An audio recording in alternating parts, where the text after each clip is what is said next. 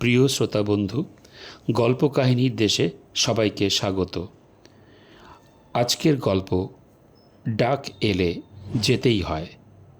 লেখক ত্রিদীপ কুমার চট্টোপাধ্যায়। গল্প শুরু করবার আগে শ্রোতা বন্ধুদের কাছে অনুরোধ, যারা এখনও চ্যানেলটিকে সাবস্ক্রাইব করেননি তারা সাবস্ক্রাইব করে রাখুন। গল্পটি ভালো লাগলে একটা লাইক করে দেবেন। চলুন শুরু করছি আজকের গল্প। ত্রিদীপ কুমার চট্টোপাধ্যায়ের লিখিত ডাক এলে যেতেই হয়।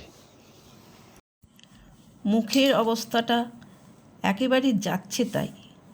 ফাউন্ডেশনের সঙ্গে ঘাম ময়লা মিশে পুরো সিমেন্টের মতো এঁটে আছে। তুলো ভিজিয়ে রগড়ে রগড়ে সব তুলতে প্রায় 10 মিনিট লাগলো। সেই সকাল থেকে রবীন্দ্র জয়ন্তী অনুষ্ঠান একটানা কম্পেয়ার করতে হয়েছে। শুধু কি মুখে, সারা শরীরেও ঘামের উৎকট গন্ধ, ময়লা কিচকিচ করছে। শাওয়ারের নিচে দাঁড়িয়ে স্বর্গের আরাম, প্রতিটা রোমকূপ জড়িয়ে যাচ্ছে। আজ যাচ্ছে তাই গরম পড়েছে, যেমন তাপ তেমন ঘাম। হঠাৎ শাওয়ারের শব্দ ছাপিয়ে মোবাইলের রিংটোন। কে আবার ফোন করলো এই ভর দুপুরে? মা হতেও পারে। সারাক্ষণই তার আমায় নিয়ে চিন্তা। বাথরুম থেকে বেরিয়ে টেবিলে রাখা মোবাইলটা দেখলাম। নীলার মিসড কল। নীলা আমার স্কুলের বন্ধু, বহরমপুর কলেজে পড়ছে। সপ্তাহে একবার বাড়ি আসে। পুরনো বন্ধুদের মধ্যে একমাত্র ওই আমার সঙ্গে রেগুলার ফোনে যোগাযোগ মেনটেন করে যায়। কিন্তু ও তো এই সময় করে না। ওর টাইম রাত 9টার পরে, আর সেই ফোন 5-10 মিনিটে শেষ হয় না। আগে বরঞ্চ একটু ধাতস্থ হয়ে নিই। সকাল থেকে পেটে কিছু পড়ে নেই, খিদেয় পেট চুই চুই করছে। মেসেজ করলাম, একটু পরে করছি। সঙ্গে সঙ্গে জবাব এলো, খুব জরুরি। নীলার এটা অভ্যেস। ওর যা কিছু কথা সবই আর্জেন্ট। বাড়িতে এই মুহূর্তে কেউ নেই। বাবার পোস্ট অফিস খোলা, মার স্কুলের রবীন্দ্র জয়ন্তী এখনও নিশ্চয়ই শেষ হয়নি। মানদা মাসি 5টার আগে আসবে না। ফ্রিজ খুলে ডিম বের করে ফেললাম, পাউরুটি ঢুকিয়ে দিলাম টোস্টারে, চায়ের জল চড়িয়ে দিয়েছি গ্যাসে। মিনিট 10-এর মধ্যে পোচ টোস্ট চা রেডি। সোফায় গুছিয়ে বসেছি। পাউরুটিতে কামড় দিয়ে চায়ে চুমুক। ফোন টিপলাম। হ্যাঁ রে নীলা, বল, আবার কি আর্জেন্ট? মাসিমা মেসোমশাই সবাই ঠিক তো? হ্যাঁ রে, ওরা ঠিক আছে। আচ্ছি, তুই কিছু শুনিসনি? তুই শহরে তো? হ্যাঁ, শহরেই আছি। কি শুনবো? বলছি কি, তুই অয়ন স্যারের কোনো খবর পেয়েছিস? স্যার তো তোকে মেয়ের মতো ভালোবাসতেন। না, কি হয়েছে স্যারের? অয়ন স্যার আর নেই রে আত্রি। কাল রাত 1টায় ওর ম্যাসিভ হার্ট অ্যাটাক হয়। হাসপাতালে নিয়ে যাওয়ার আগেই সব শেষ। কি কি বলছিস? আমার মাথাটা ঘুরে গেল। কাপ থেকে খানিকটা চা ছলকে পড়ল। পরশু? হ্যাঁ, পরশুই তো স্যারের সঙ্গে। না, এটা সিম্পলি গুজব, ইম্পসিবল। সেটা হলেই খুশি হব। এইমাত্র ফেসবুকে দেখলাম আমাদের ব্যাচমেট বরুণ পোস্ট দিয়েছে। নীলা কেটে দিল। নীলা এসব কি বলছে? আজ অবশ্য সকাল থেকে আমার ফেসবুক দেখা হয়নি। সকাল 9টা কলেজে ঢুকতে হয়েছে। অনুষ্ঠানের গোটা দায়িত্ব ছিল আমার ওপর। ফেসবুকে লগ ইন করলাম, অমনি হাত পা অবশ হয়ে গেল। আমার ওয়ালের প্রথমেই ভেসে উঠেছে অয়ন স্যারের প্রাণবন্ত হাসিমাখা মুখখানা। হ্যাঁ, বরুণের পোস্ট ঘন্টা 2 আগে দিয়েছে। আমাদের ব্যাচের বন্ধুদের সবাইকে ট্যাগ করেছে অয়ন স্যারকেও। কিন্তু বরুণ তো এখন কলকাতায় যাদবপুরে মেকানিক্যাল ইঞ্জিনিয়ারিং পড়ছে। ও খবর পেল, আর আমি এই কৃষ্ণনগরের থেকে কিচ্ছু জানতে পারলাম না। ছবির উপরে বরুণ লিখেছে, স্যার, এই আপনি কি করলেন? কোথায় চলে গেলেন আমাদের ছেড়ে? একবারও আমাদের কথা ভাবলেন না? আপনার কষ্ট কেন লুকিয়ে রাখলেন স্যার? আপনি যেভাবে আমাদের বুকে জড়িয়ে পিঠে চাপড়িয়ে হায়ার সেকেন্ডারি অবধি টেনে নিয়ে এলেন, আপনি ছাড়া আমরা কি কেউ কিছু করতে পারতাম স্যার? টানা 2 বছর আপনার সঙ্গে আমরা জড়িয়েছিলাম। কি করে এইসব দিন ভুলে যাব স্যার? আমাদের ভালোবাসাকে এতটুকু দাম দিলেন না স্যার? ড্যাং ড্যাং করে চলে গেলেন। আমাদের কথা ছাড়ুন স্যার। একবারও ভাবলেন না নন্দিতা কাকিমা, শান্টু বুলটির কথা? পড়তে পড়তে নিজেকে সামলাতে পারছি না। 2 চোখ থেকে টপ টপ করে জল পড়ছে অঝরে। আমাদের গডফাদার, আমাদের মেন্টর অয়ন স্যার সত্যি সত্যি আর নেই। স্যার মাত্র বছর 3 আগে হেড হয়ে জয়েন করেছিলেন কালীগঞ্জ হাই স্কুলে। তখন আমরা মাধ্যমিক পাশ করে সবে ক্লাস 11-এ উঠেছি। মানুষটার মধ্যে আশ্চর্য ক্ষমতা ছিল, বুক ভরা ভালোবাসার ক্ষমতা। জয়েন করা দিন 15 পরে উনি আমাদের গার্লস স্কুলে বার্ষিক অনুষ্ঠানে এলেন। প্রায় 3 ঘন্টা ধরে পুরো ফাংশন দেখলেন। চলে যাওয়ার সময়ে আমাদের হেডমিস্ট্রেস সুমিতাদিকে নাম করে করে আমাদের স্কুলের 6 জনের কথা বলে গেলেন। বললেন ওর কাছে পাঠিয়ে দিতে। উনি স্পেশালি আমাদের গ্রুম করতে চান। আমিও ছিলাম তার মধ্যে। কি দেখেছিলেন আমার মধ্যে জানি না। এরপর খুব তাড়াতাড়ি ম্যাজিক ঘটে গেল। হ্যাঁ, ম্যাজিক ছাড়া একে কী বা বলা যায়। মাত্র মাসখানেকের মধ্যে তিনি ভালোবাসার চুম্বক দিয়ে আমাদের টেনে নিলেন, হয়ে উঠলেন আমাদের ফ্রেন্ড, ফিলোসফার, গাইড।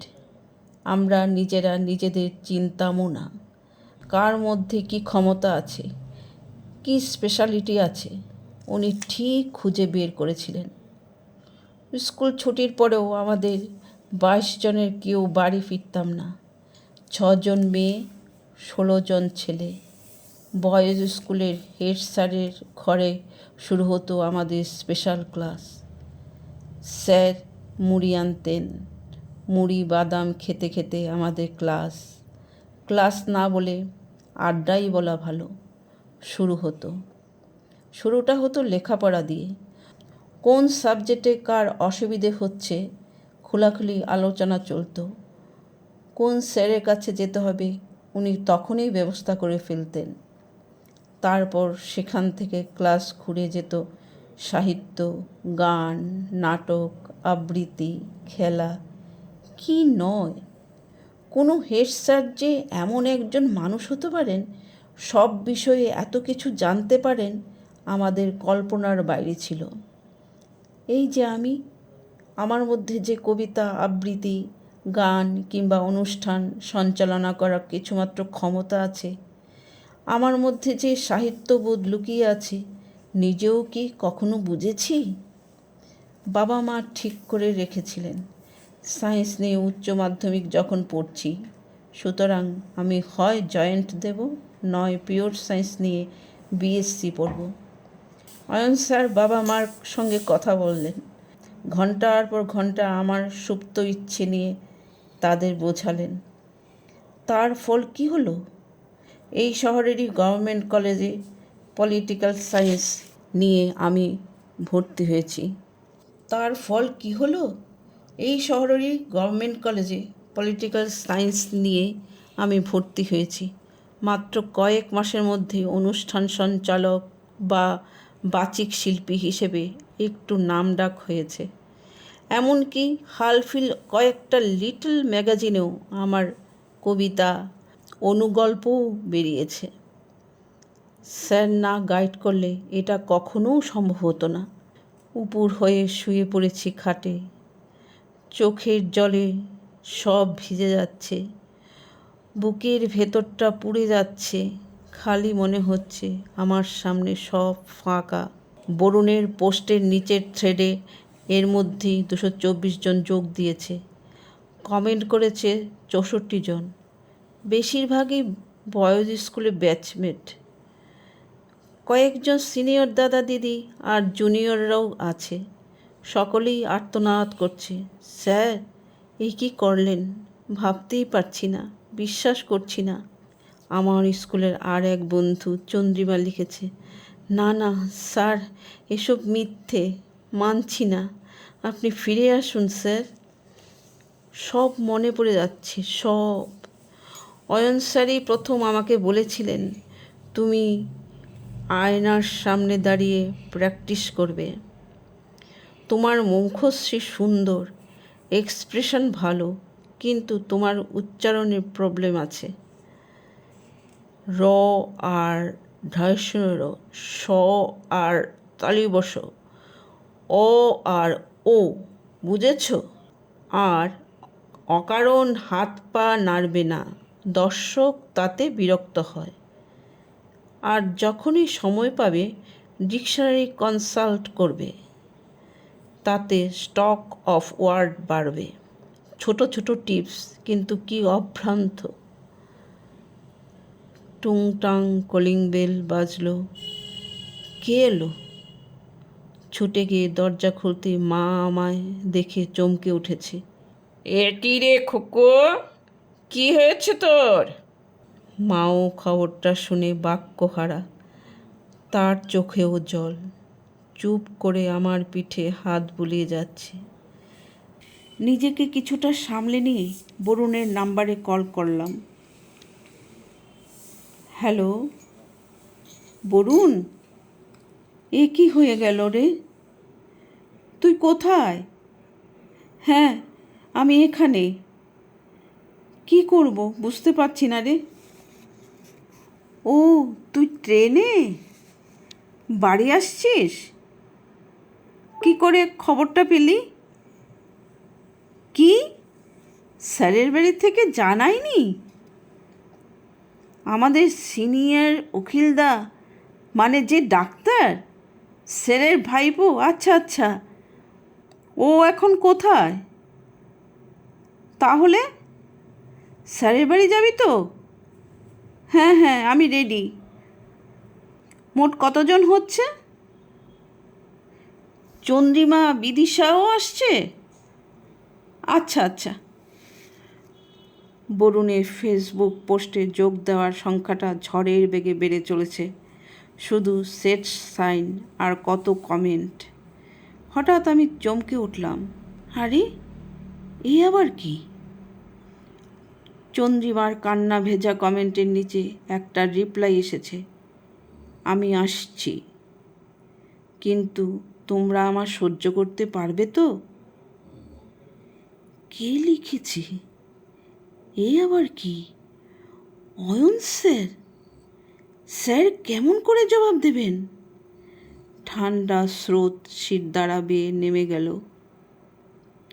আবার ফোন করলাম। এই বরুণ, এটা কি করে হলো রে? চন্দ্রিমার কমেন্টের রিপ্লাইটা দেখেছিস?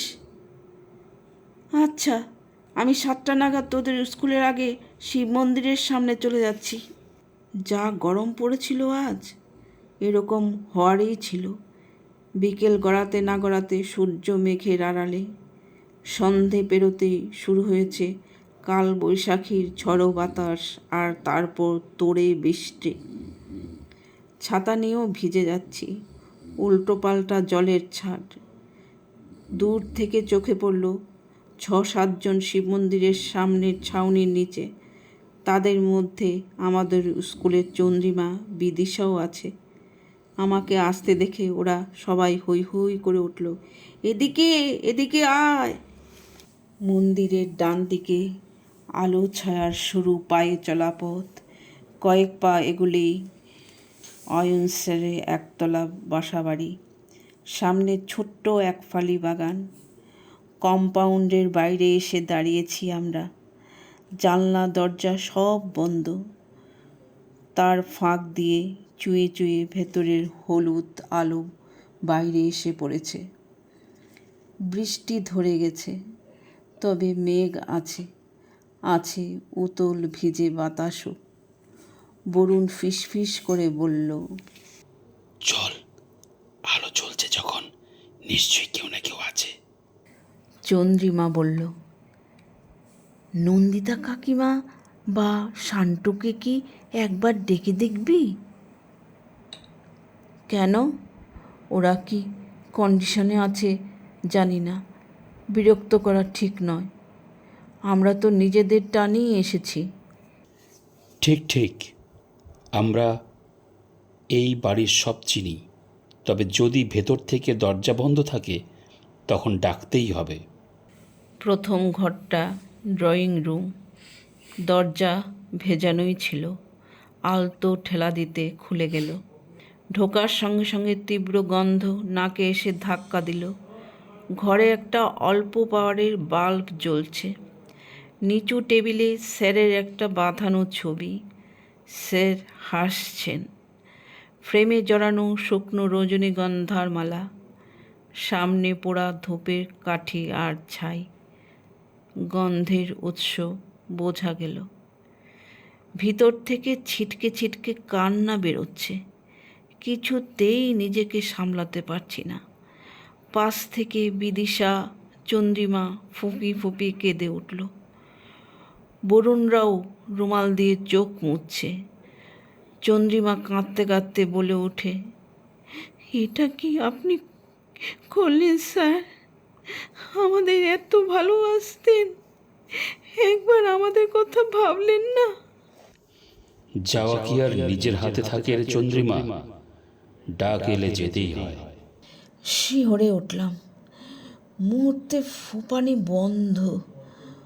কে কে বলল কথাটা? অবিকল স্যারের গলা।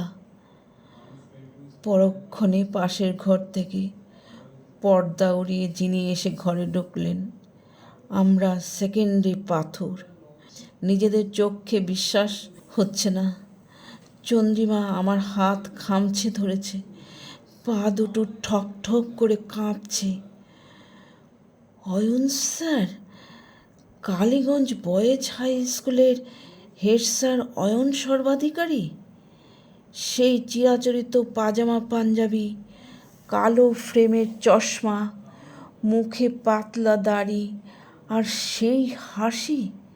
এই তো ভয় পেয়ে গেলি? এদিকে পোস্টে কত কিছু মিষ্টি মিষ্টি লিখলি।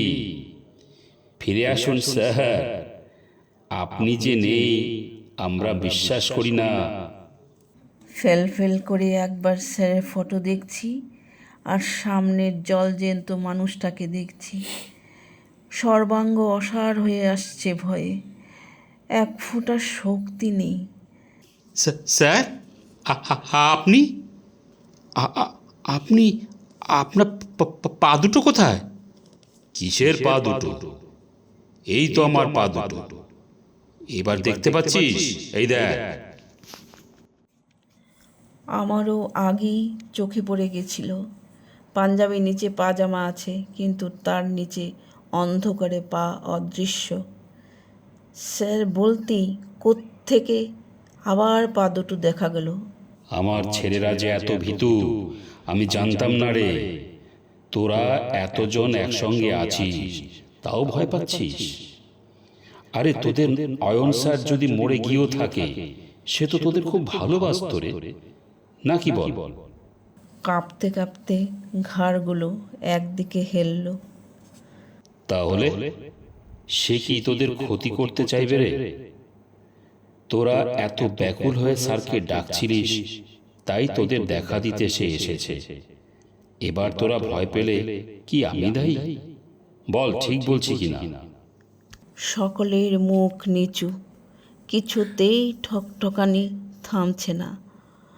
অয়ন স্যার সবসময় আমাদের বলতেন, ভূত প্রেত ভগবান সব মানুষের বানানো, আর আজকে কিনা খোদ তারই আচমকা অয়ন স্যার।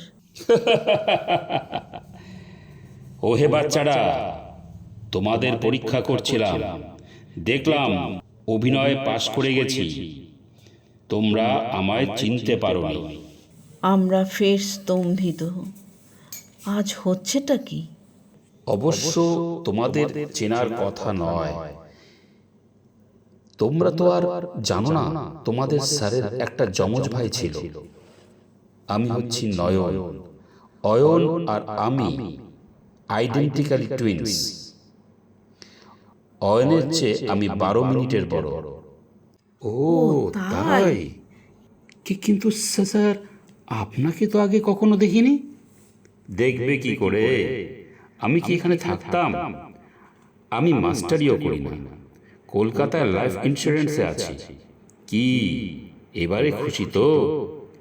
তোমাদের স্যার আর আমি ছোটবেলা থেকেই ছিলাম বেস্ট ফ্রেন্ড। ওর বেডরুমে আমাদের দুজনের ছবি টাঙানো রয়েছে। কত লোক যে আমাদের গুলিয়ে ফেলতো, আমরা আবার সেটা খুব এনজয় করতাম। শোনো বাবা, তোমাদের একটা কথা বলি, যে চলে গেছে ধরে নেবে সে যেতে বাধ্য হয়েছে, তাকে পিছু ডাকবে না, কেমন? আমরা সবাই ফের একসঙ্গে ঘাড় নাড়লাম। উদয়ন রুমাল দিয়ে মুখ মুছে বলল, আজ কি আপনি কলকাতা থেকেই এসেছেন? হ্যাঁ, কাল রাতেই ভাইপোটা ফোন করেছিল, আজ ভোর ভোর চলে এসেছি। ওরা সবাই শ্মশানে গেল, আমি কিছুতেই যেতে পারলাম না। বলো, পারা যায়? সাজিয়ে টাজিয়ে বডি নিয়ে বেরোতে ওদের দুপুর গড়িয়ে গেছে, ফিরতে রাত হয়ে যাবে। তোমরা আজ যাও, কাল এসো। আমি বলে রাখবো, কেমন? একটা কথা বলবো, চন্দ্রিমার কমেন্টের রিপ্লাই কি আপনি দিয়েছিলেন? হ্যাঁ রে বাবা, হ্যাঁ। আমাদের দুজনের মধ্যে কোনো কিছুই প্রাইভেট ছিল না। ওর ফেসবুক পাসওয়ার্ড আমার মুখস্থ। যাও বাছারা, কাল এসে তোমাদের কাকিমার সঙ্গে দেখা করে যেও। মনটা হালকা ফুরফুরে লাগছে। মনে হচ্ছে কোনো অন্ধকূপ থেকে জীবন পেয়ে বাড়ি ফিরছি। একখানা এক্সপিরিয়েন্স হলো বটে। আর কি অদ্ভুত, এখন আর অয়ন স্যারের জন্যে অতটা কষ্ট হচ্ছে না। শিব মন্দিরের মোড়ে বড় রাস্তায় উঠেছি। বরুণ বলল, তাহলে ওই কথাই রইল, কাল সকালে এসে কাকিমার সঙ্গে দেখা করে যাচ্ছি, অ্যারাউন্ড 10টা। কি বলিস তোরা? ঠিক এই সময় আমাদের পাশ দিয়ে দুটো গাড়ি এসে থামলো মন্দিরের সামনে। বিদিশা বলে উঠল, ওরা শ্মশান থেকে ফিরল রে, দেখা করে যাবি? হ্যাঁ হ্যাঁ হ্যাঁ, চল চল। গাড়ি থেকে নামলেন নন্দিতা কাকিমা। কি চেহারা হয়েছে কাকিমার, তাকানো যাচ্ছে না। আমরা সামনে গিয়ে দাঁড়াতেই চোখে আঁচল দিয়ে কেঁদে উঠলেন। আমরা জড়িয়ে ধরলাম। অস্ফুটে বললেন, তোরা, আমি জানতাম তোদেরও কত ভালোবাসতো, তোরা ঠিক আসবি। চল, একবার বাড়ি যাবি না? ওখান থেকেই আসছি কাকিমা, অনেকক্ষণ ছিলাম। কাকিমা অবাক হয়ে তাকালেন। অনেকক্ষণ? হ্যাঁ কাকিমা, নয়ন কাকুর সঙ্গে দেখা হলো, তার সঙ্গেই কথা বলছিলাম। নয়ন কাকু? কে নয়ন কাকু? কেন? স্যারের যমজ ভাই, LIC-তে কাজ করেন, কলকাতা থেকে এসেছেন। কি বলছিস তোরা? নয়নদা? সে তো 5 বছর আগেই মারা গেছে, ক্যান্সার হয়েছিল।